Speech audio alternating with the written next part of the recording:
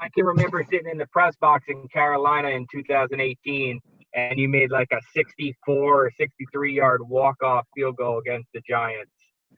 What do you remember about that? And has anybody busted your chops about it now that you're on this team? I had a feeling that'd be the first question. Yeah, I've heard it a few times, and I think it's probably best that I don't really talk about that much around here. But yeah, that was a good memory. But yeah, I'm definitely excited to be here now, and hopefully too many people don't bring that up. When you get cut by Carolina and you haven't played for a year, is there something in your head going, is this it? Or were you confident somebody would call you? Oh, yeah, I'm extremely confident. You know, I'm healthy now, and I feel really good. I've been kicking for a while. So, yeah, I was just excited for the next opportunity. It's a nice, fresh start, and I feel like this is a great place to be, surrounded by great people. And it's really been fun. You know, I've only been here a few days, but getting to meet the guys, the teammates, and the staff, it's been a really good experience for me. When you kicked today, I mean, were you like 2 of 4, 2 of 5, or I mean, what was your numbers today? And had you played? I mean, I assume you'd had your you'd worked with these guys before. Yeah, we started working together yesterday, and it's been very smooth. Riley and Casey have been very good with, you know, the operation. It's been really surprising how quickly we've just picked it up. And yeah, today we made all of them, and it was nice to be behind a line of scrimmage again, and it's fun. You know, this is what I enjoy doing, and it's just nice to be back playing football again. What was it like for you to be out for such a long period of time? What was that rehab process like? And when did you feel like you were back? And what makes you feel going forward that, you know, it's not going to be a problem, that you'll be able to stay healthy and that leg is, you know, 100% moving forward? Yeah, no, I mean, I had surgery up here in New York at HSS with the best doctor that does, you know, what I had done, Riley Williams. And I feel like my leg is better than it's ever been. And I feel strong. I'm just going to keep getting better and better. And yeah, I feel really good. As far as missing time and all that, I mean, that's part of the game. You know, sometimes things happen that are out of your control, and really you can only control what you can.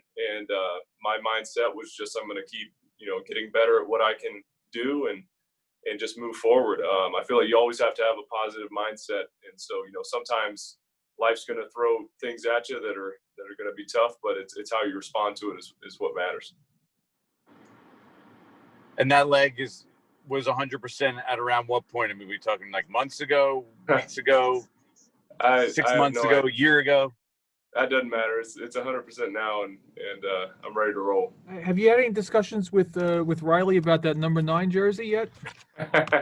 Yeah, we've had a few discussions. I think he's gonna stick with 9, which is fine. I mean, I'm not worried about it. I'm just happy to have a number. You know, I'm happy to be here and have a spot on an NFL team, and just, you know, I mean, it's a blessing in itself. So I think the number doesn't make the player. You know, the player makes the number. So as long as whatever number they put me in, it really doesn't matter to me. And then, can you just talk a little bit? Do you have a relationship with Lawrence Tynes, and has he told you anything about this organization? Yeah, I've known Lawrence for a long time. We actually had very similar experiences growing up. Both of our fathers were in the military, and he grew up in Milton. I grew up in Pensacola. I mean, they're right next to each other. So, yeah, and both Scottish born. I lost my accent a long time ago, but my mom's accent's still very strong.